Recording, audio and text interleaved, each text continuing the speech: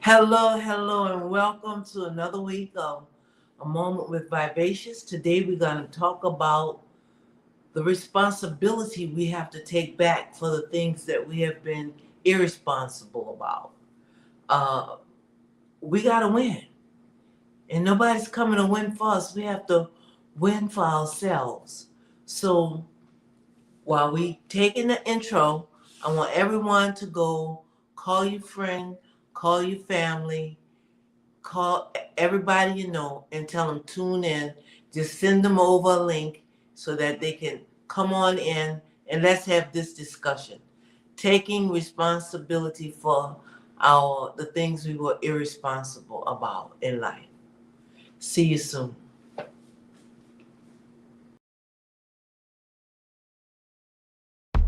Welcome to A Moment with Vivacious, a freedom ride where we the people gather to build ourselves, our family, our community, and our nation. For the sound of America for Progress has reached critical mass. Understanding that we must put aside our differences to focus on the greater good. This is a place of collaboration to rebuild and restore our nation. Welcome to A Moment with Vivacious.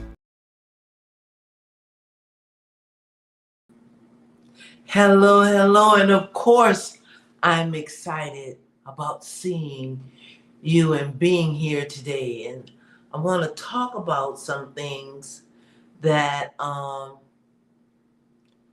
that indirectly we have been irresponsible about. And one of the things is politics, and it's because when we were fighting back in the 60s, we won a lot of things that we never thought we would win. And then we ignored it and we allowed other people to come in and join it that took away our power. Something really unfortunate happened today in our nation. But the first thing I want to go all the way back from the beginning.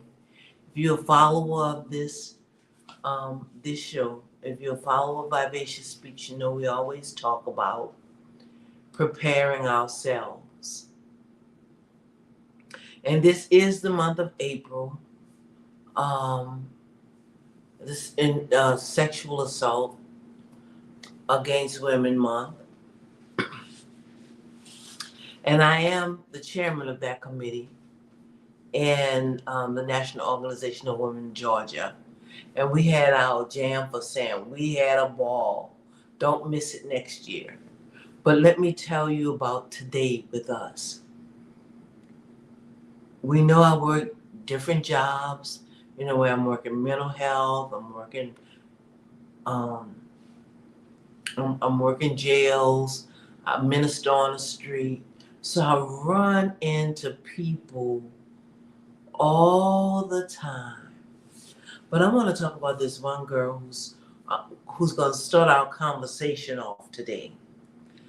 She sat across from my desk. I was doing the wrong thing. I was eating, and I told her, I said, "Oh, I'm sorry. Let me put this up, because this is not the right thing to do." And she said, "Oh, um, that's the right thing to do. You should do that because it's self-care." I said, "Well, thank you for caring about me, but it's not professional." But anyway, we went on talking. And she began to talk about her issue. And her issue was that her guy beat her up. And when she found out she was packing her stuff to leave, he called the police and said she beat him up. And to make a long story short, because I've been out there doing that this month, working with people in sexual assault, and just being abusive, relational, domestic abuse. I've just been dealing with that a lot this month. out in the community. The hardest thing to do is leave when you know you're getting your brains beat out of you. Physically, mentally, orally, people just abusing you with their verbally would be a better word than orally. They just tearing your life apart and you can't love you anymore. Sometimes we're so busy taking care of our family. A very successful, wonderful woman I know made a post that said, "My children treat me so badly. Maybe motherhood was the worst thing that I did." And this person would do anything, like most of us, anything for her children. I've counseled men and told them your pride. I'm not a counselor, especially for men. I do counsel some individual women. But your pride can't allow that person to demasculate you.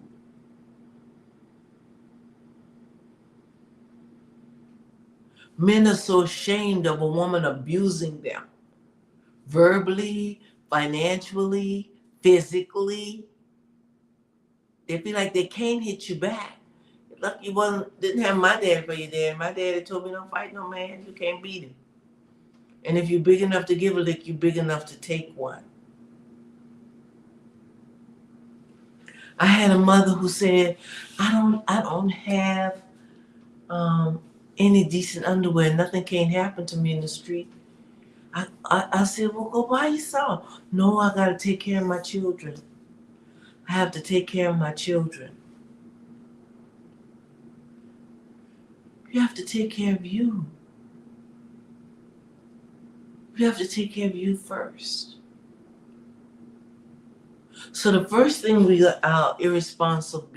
been irresponsible for is ourselves. We have been totally irresponsible of our own bodies, our own minds. When you see the daddy killing all his children and their mothers tried to kill their mothers. I think one of the mothers lived because he just couldn't do it anymore and he didn't want to pay child support and life was that's mental illness. Life is getting so hard and some of it is not as hard as life has been. Some of it is not as hard as life has been. Some of it is that growing up for some of us was so easy that when we have to start adulting, it gets to be overwhelming.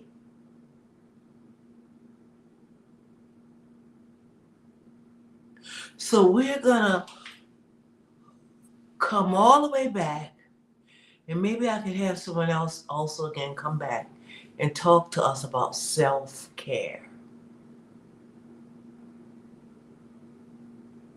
When you're thinking things that you just have to say yourself, something wrong with that. You need some help. When life gets to be so stressful,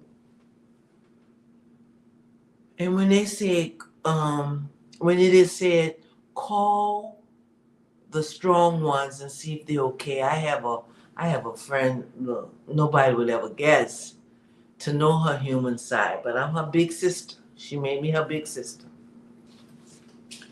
So I called her the other day and she just got to blow off. Oh, this going on, that's going on, this going on, that's going on, this going on, that's going on. And I sat there and I listened. And I let her know, I love you, girl. You got this, you got this. I encouraged her and I listened.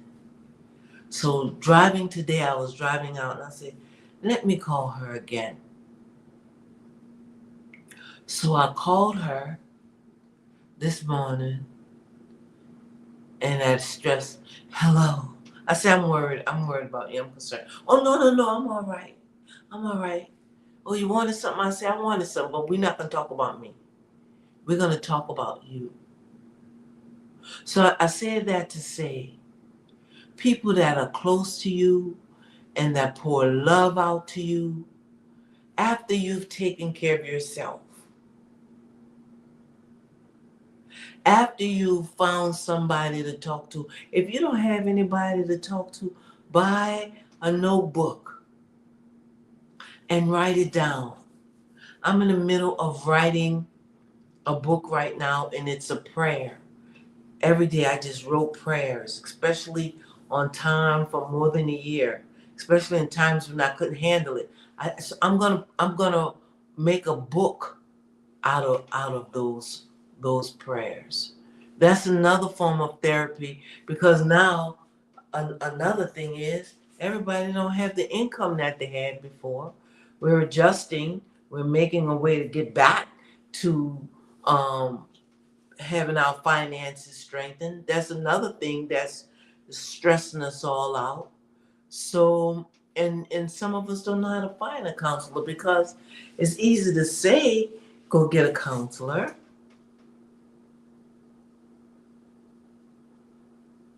But the quality of every counselor is just like the quality of every nurse, different.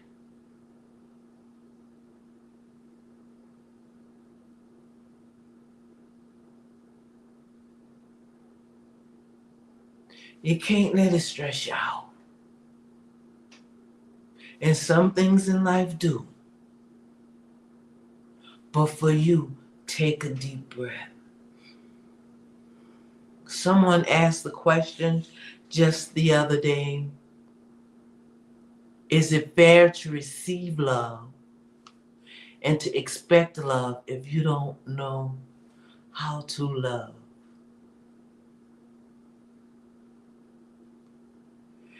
And all I could say to that person was, are you asking me what I think? Yes, I am. They responded. And I said, love heals all things. So if you open your heart to receive love, you'll be full of love before you know you have it, and you'll be able to give it back. So when you're feeling low and you don't have nowhere to go to that person that comforts your soul.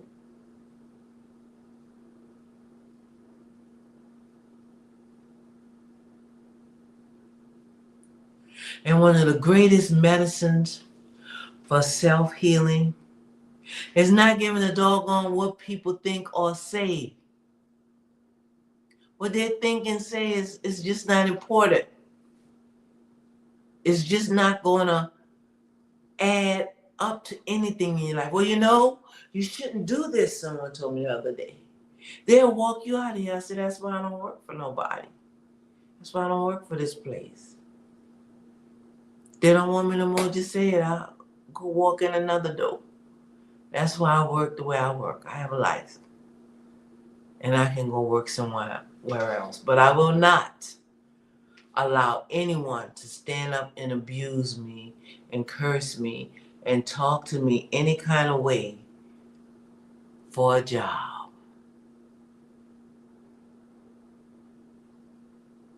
And so often we do it for our job, for we think we can't make it without this person, we're not going to have a place to stay. We stay in situations of, this is my family, I have to take it. No, you're not going to talk to me that way. Mom, you're not going to be mean to me and ugly. Let's have counseling.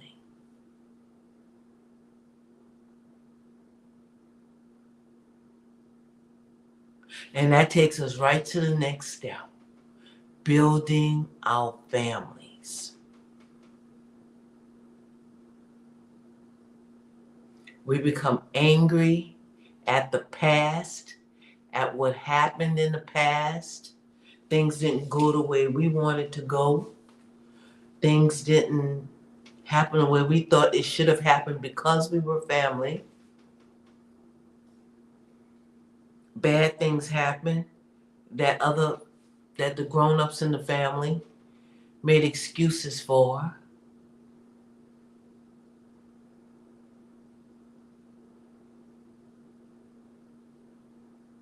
We have to sit down and talk about that.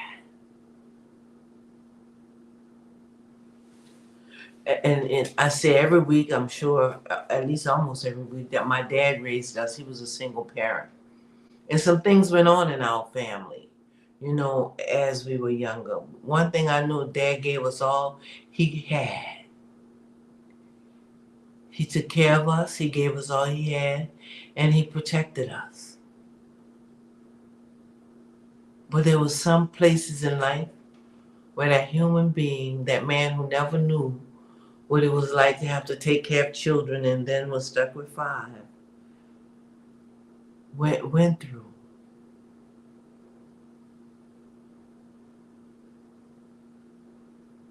But we had to talk about it.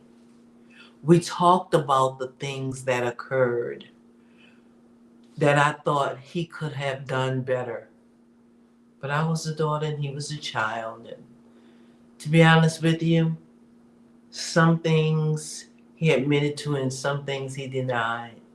But after that conversation, he did everything he could to make it up to me.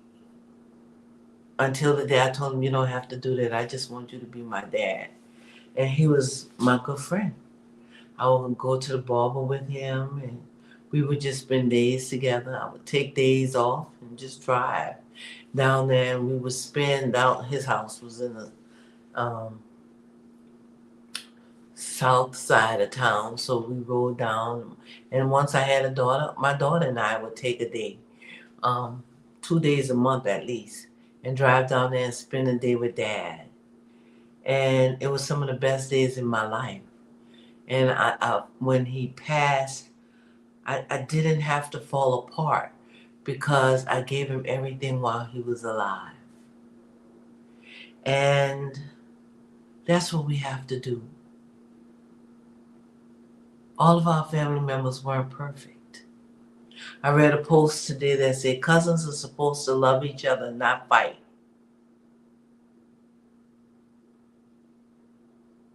We have to work on that. And I don't want to see another post this week that said just because it's blood is not your kinfolk. Yes, it is.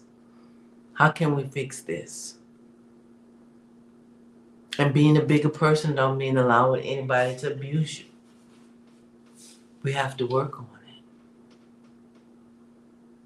Another thing we've been very irresponsible for, and that's the next thing I want to talk about, and that's about our communities. Guilty. The minute we had those beautiful educations and we got jobs and we made plenty money, we all moved to the expensive side of town. We just left the hood. And I always tell them I'm hood. I'm a girl from the hood. Hood was family. Hood was tight. Hood went down.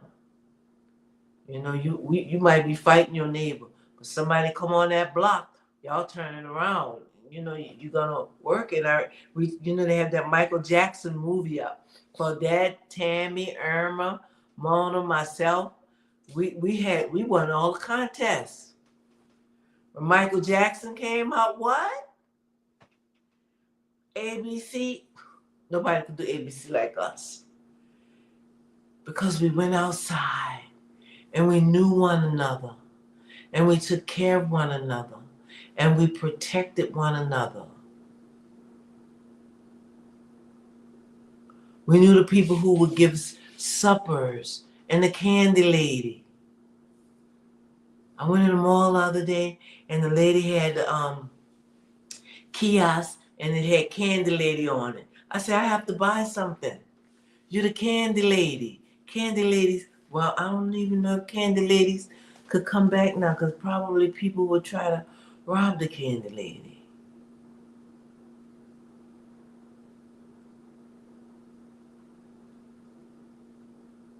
And the only people who are going to fix that is us.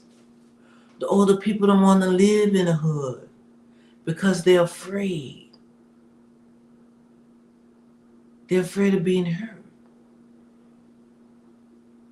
So they end up in nursing homes. And our ladies are so bitter. They're old and it's like I'm imagining. They're feeling like I gave away all my life and now I have to live in here.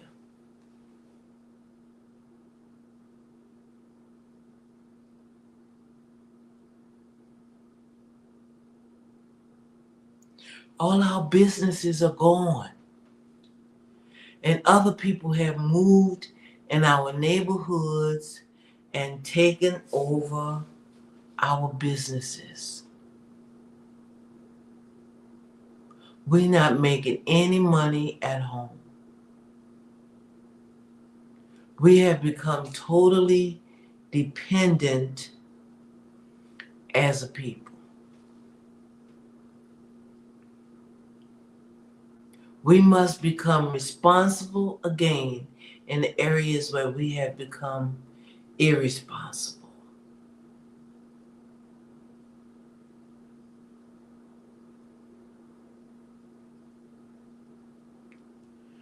And I remember even when we had a guest speaker, because now I'm moving to politics. Everybody know what happened today, right? No, because we're just sleeping through it all. We don't know. But I hope you're listening. And I'm not going to just elaborate on it, but we're going to talk about it. And I hope you go find out about it, hear about it, and how we're going to fight about it. How we're going to fight. Because everybody was saying, with the No King rallies and the things that they're doing to tear our country apart, they're saying that's not our fight. It's not our fight. We're not going to fight. It's not our fight. It's our fight.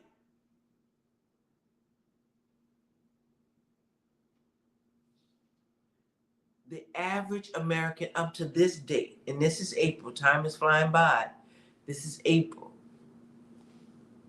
The cost of living is up $5,000 a year. Who knows what it's going to be up before it's all over? Crude oil is over $100 a barrel again.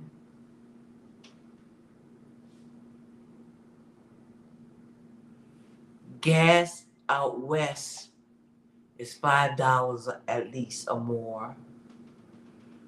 Please don't text me and just text me overnight if it's more than $5.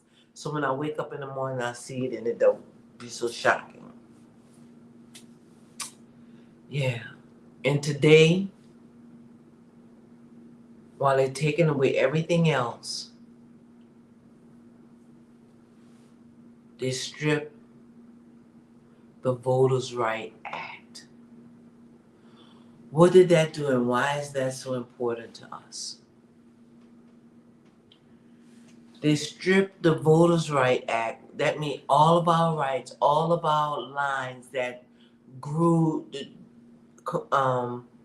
that drew the lines for voters, districts, they don't have to do that no more. The lines were drawn where it was fair. But now, so that they can cheat and win, they're going to redraw the lines so that other people could win. They're trying to make all of these laws about the IDs that you have to vote. Mm-hmm.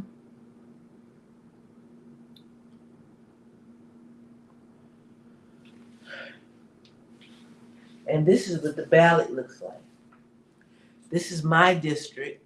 It's hard to see. This is my district. I hope you can see it. All of these pages, it's one,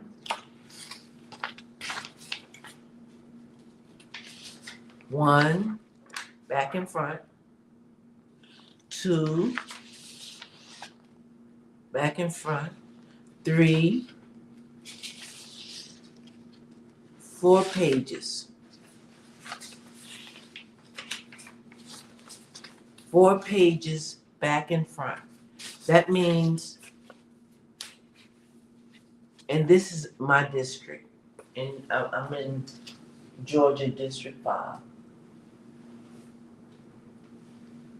Ballot back and front. That means if you haven't thought about, if you haven't looked at the ballot, if you haven't gotten to know who's running, if you don't know who's running, call somebody who knows and ask them, who's running? How do I get my ballot? But I'm going to tell you right now. Go to my voters page. I'm Georgia. So whatever state you're in, if you're Louisiana, if you're Florida, if you're California, then it's, you put in your state, the letters for your state. My voters page, georgia.gov. It's going to tell you where you vote. It's going to tell you when to vote. It's going to tell you if you're not registered to vote or if you're registered. If you're not registered, you're going to miss this election. On this ballot, we have judges, tonload of judges. We have governor for the state, Superior Court, County Chief Magistrate.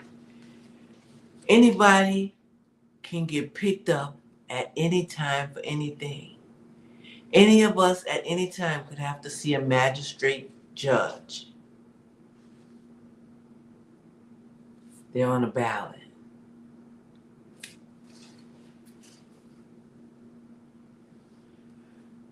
U.S. Senate, governor, lieutenant governor, secretary of state, attorney general. Do we even know what the attorney general do? Commissioner of Agriculture. Why is that important? Commissioner of Insurance. We don't know insurance is the biggest ripoff. Insurances will keep us poor and broke. I'm not broke though. And I don't think you are either, but that was just figure of speech. You know what I meant. And I wanted to cast that down because we're not broke. Insurance costs us more than anything else in life. School superintendent, hello parents. Commissioner of Labor, hello, hello.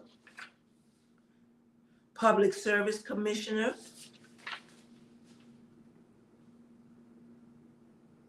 United States House of Representatives, State Senate. I was in that building.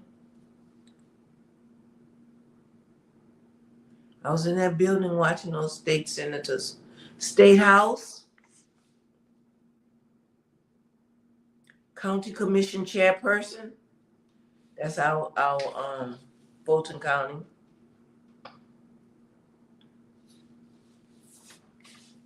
And I'm gonna tell you something.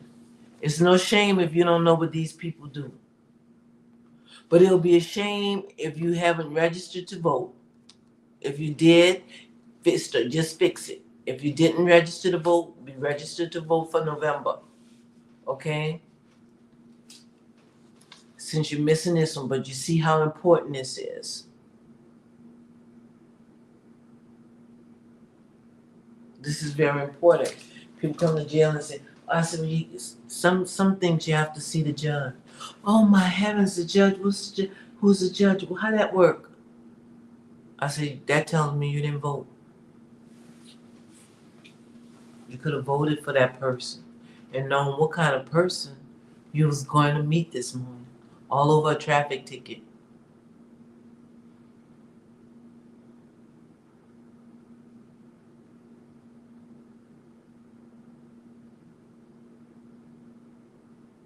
But for everybody who bled and died, who got beat up, think of Selma when they walked across that bridge for desegregation. I met a man when I went to Selma. He still had the scars from being beat that day. And I do have the video on my YouTube channel. Why is that important? It's important because if we don't tell you the history, if you don't understand what it took for us to be able to stand here as people,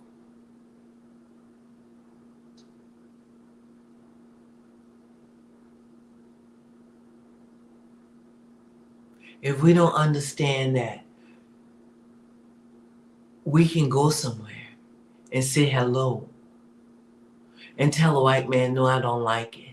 Or a white woman, no, I'm not doing that, and you're not going to talk to me no more. I'm not going to be your maid. It wasn't only a movie.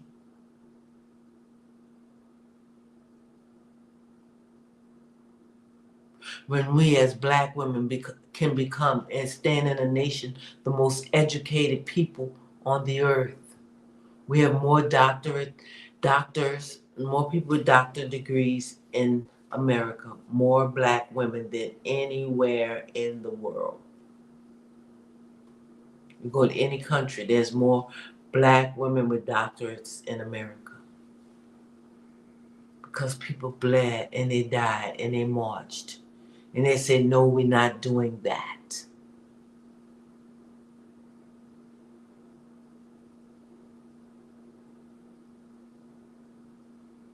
But our daughters don't know that.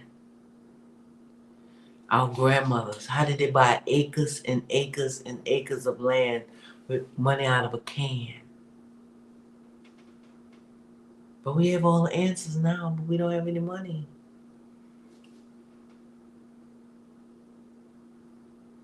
Again, we sold our communities.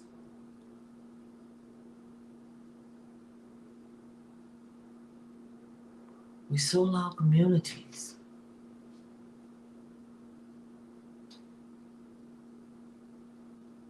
We don't say loud, I'm black and I'm proud anymore.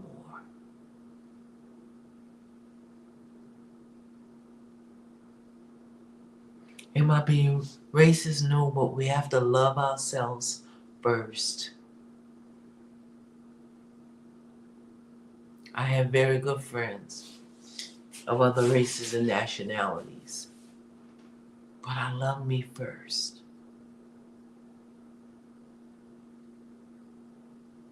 So I pray that we can do that. I pray that we can begin to love ourselves. When we can begin to know our history.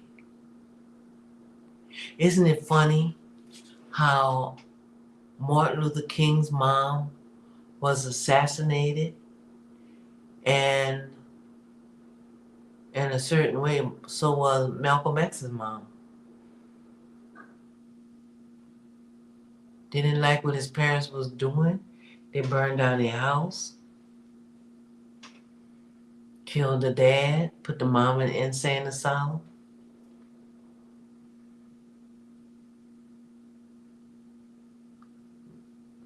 Martin Luther King's mom, same thing. Died like her son, assassinated. Because they knew that if we ever got it, and then we was, I guess, and this is only my way of seeing things. And if you want to talk about it, if you have a different way of seeing things and you think it's important, just call Vivacious Speaks and we'll invite you here, we'll have you here for us to talk about it.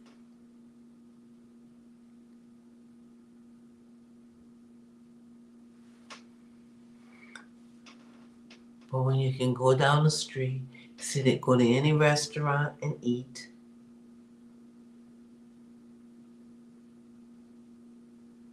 you couldn't do that before. Young people, they call them freedom riders, would get beat and abused. Young people beat and abused. But we fought back until we got a freedom that we traded for what looked like gold. I want that. And nothing's wrong with going to the concert, okay? But when I look at the money these people paying to go to this Usher concert, I love Chris Brown,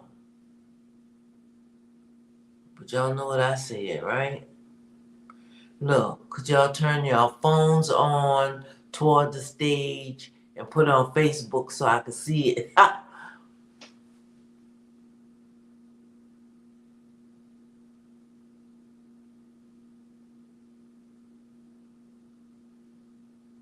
Because we're robbing our own community, our own communities. We're robbing them to get rich.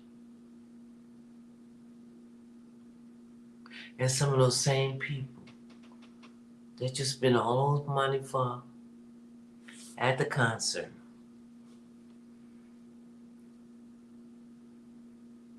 will pass you on the street and won't even speak. And when I think of politicians, recently I passed a politician that I campaigned to offer. And I said, hello, excuse me, I'm sorry. He had the people push him on. How you think you're going to stay where you are? And let me tell you, we need Democrats. We need Democrats who's gonna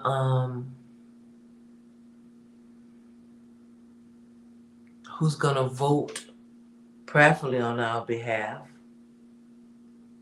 But we can't just have anybody. They have to have character and content. They have to put up the fight.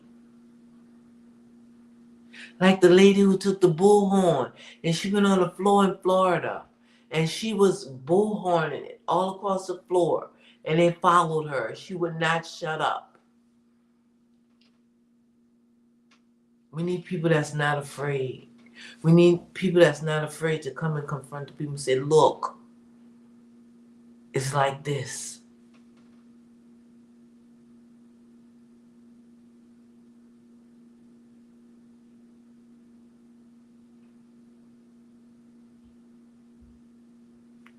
I remember the last night of the state Senate, the government meeting. It was the last night. And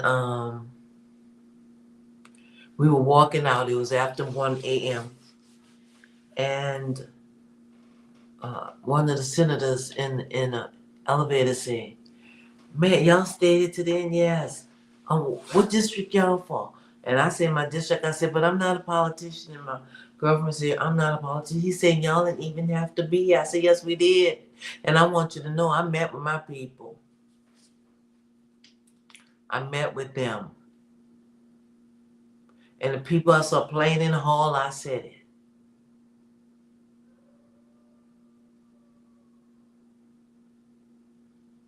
Oh, yeah, that sounds like a wolf. But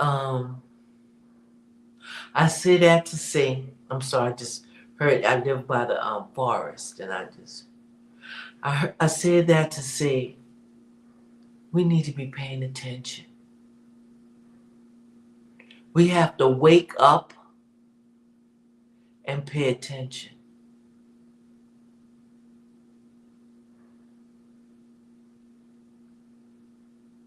We have to continue to pray for instructions. I know I always say, I'm not going to say we have to, but we do. We have to pray for instructions.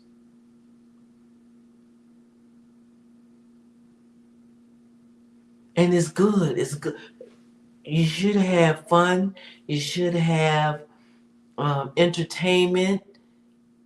Because I don't want you to take that wrong. You have to bring balance, to bring mental balance. You know, you have to entertain. You have to do things that enjoy yourself and just forget it all for a while sometimes.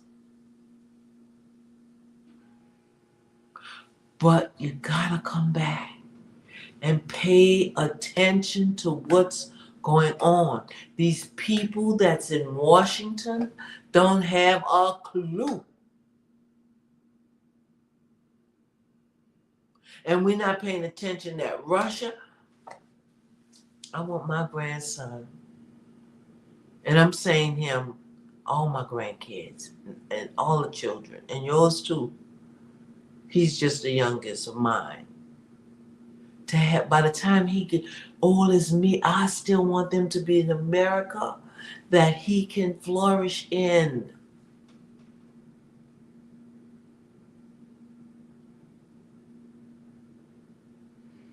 My granddaughter in high school finished most of her pre-med courses, and that girl got on my focus. This is what I'm gonna do, and I'm going to do it, and I'm gonna do it right here at this school. And she knew her school she wanted to go to, Xavier University, HBCU, and she made that happen.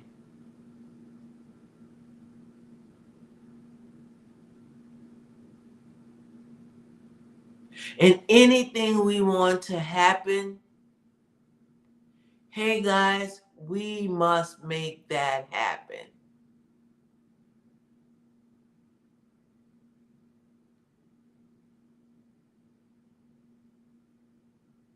We shouldn't be in Washington now fighting about the Voters Act. And I'm not for Republicans and where they handled it, but I believe the Democrats should involve the people more. Flooded Washington. They should have had a major call, but they're afraid they're not going to get voted again. Major call. Everybody's talking about it today, and nobody was talking about it yesterday. Well, we talked about it a little bit, but not like we're talking about it today. Oh, look what happened. Now this is gonna happen. Now we're gonna have a Republican majority. The people are not gonna have the things they need. Look, you don't know how many people coming through that. What's your medical insurance? None.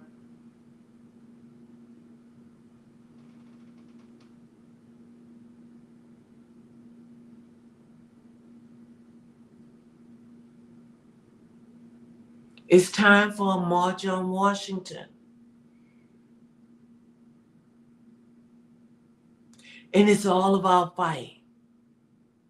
We know how to fight it. We know how to do it. And be successful. We've done it before.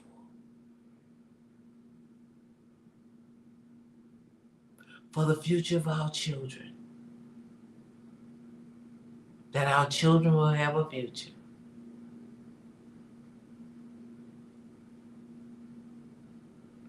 Come on, y'all, let's fight. Let's do it. Let's win. We got to make it happen. Pay attention. It was so good being with you this week, and we'll see you next week. Good night.